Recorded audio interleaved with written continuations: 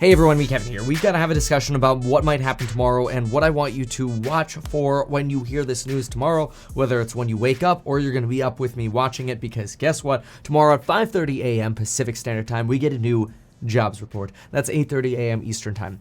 Here's the scoop. This one's going to be really, really special, and I'm going to tell you why. In June, we added 850,000 jobs. We beat estimates. We had estimates around 600 to 700,000, and we beat with 850. Great. Now, the estimates, folks, are all over the place. We have estimates at 350,000. We have estimates coming in at 1.2 million jobs. They're literally all over the place. And here's the thing. My belief is that the market is going to pay specific attention to this jobs report because of what the Federal Reserve told us this week. They said that if we get two more strong jobs reports in the 800 to 900,000 jobs range, then we are going to be likely to taper faster and sooner than previously expected. So basically, the Fed right now is conditioning the bond taper on the next two jobs reports.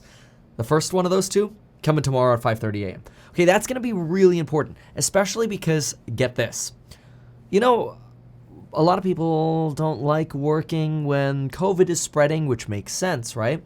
And we know that Delta is starting to, show up a little more and more and more every day. Well, this unemployment report from July was likely conducted, or the survey was likely conducted between the second and third week of July. Delta really became a lot more serious in the United States towards the end of July and first week of August. This means, which is now actually, this means this July unemployment report is unlikely, in my opinion, to show a lot of pain in terms of having a low number due to Delta. Now, jobs could come in low for some random other reason. It's entirely possible. But if I had to guess between this 350 to 1.2 million estimate range, I think we're probably going to skew to the higher side because people want to get jobs. They realize unemployment benefits expire September 4th, which is literally less than 4 weeks away at this point. So we've got a lot of things to consider because these are all things that could motivate people to go back to work. Economy's reopening, we've got unemployment benefits expiring, and hey, we weren't really worried about COVID again, with the exception of now Delta within the last 2 weeks, which came after that job survey was done. So if anybody's like, oh no, I don't want to get a job because I'm worried about Delta and I don't want to get the vaccine or whatever, then that wouldn't really show up in this report yet. So this report's going to be a little bit of a lagging tell, but here's the crazy thing that could happen. Imagine we get an insanely good report. We get like a million jobs or whatever report in the June reading. In the July reading. Well, then all of a sudden, the market might think, oh my gosh, that means we only have one more good report to go and the taper happens. The market could get heart palpitations about that. You could see tech go down, higher valuation stocks go down. You could see a resurgence in maybe some more sort of low PE stocks or flight to safety kinds of stocks, whether that's utilities, banks maybe. We'll see. Banks like it when rates go up. They usually move up when rates go up.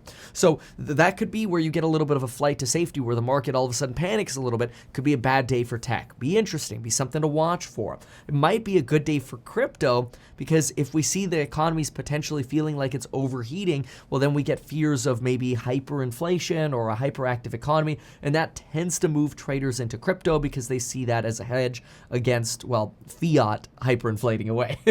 So now, if it misses, then my head is going to spin because why it would miss substantially, like come in low, like 350, like the ADP numbers, which was a big miss. If it comes in really low like that, like 300 to 500,000, I'm just going to be like, dude, how did we have that few jobs 2 months before the expiration of the unemployment boost as people are getting ready to go back to school and we don't even have the Delta fears yet?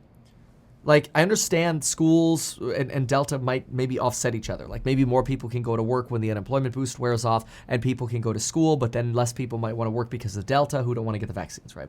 I understand that. But it would be really weird to see a big miss in July. Now, that could be good, though, for some of the higher value stocks, right? That could be a good sign that, hey, the economy needs a little more breathing room. Maybe we're not quite ready to taper yet. Maybe we need to see what happens with supply chain shortages, what happens with inflation, and some of these other aspects. So tomorrow's going to be really telling, and it'll also be very interesting to see how the market responds. Is the market going to see, we're going to be pulling up the 10-year Treasury yield. We know that already. If the 10-year Treasury yield, no matter what happens, if the 10-year Treasury yield plummets, then it's a sign that essentially the market is likely thinking, it doesn't look like rates are going up anytime soon. That would probably be more likely on a miss, right? But if the 10-year Treasury skyrockets because we get this massively strong employment report, then that could be that exact sign of, not so good for tech, not so good for higher multiple companies, and maybe signs of maybe the Fed needs to adjust a little quicker. We just had Joe Manchin bagging on the Fed saying they need to taper faster. Now, that could be politics. Generally, congressmen and women are supposed to stay out of Federal Reserve business. But Donald Trump kind of blurred the lines with that, right? Remember when he was beating up on Fed, Jay Powell demanding that he lower rates back when he was actually raising rates in 2018? Anyway, so these are really important things to consider. Tomorrow, I will be live streaming this at 5:30 a.m. Remember, use the 40% off coupon code link down below and get your free stock with Public, linked down below. Now, I want to just recap that very, very quickly in case you have any confusion about this, okay? Nobody knows where these numbers are going to come in tomorrow. If they come in with like a 700 or 800 or 900,000 in the front, we're probably going to be tapering sooner, unless Delta ruins it. So we'll see, okay? But those are the expectations to have.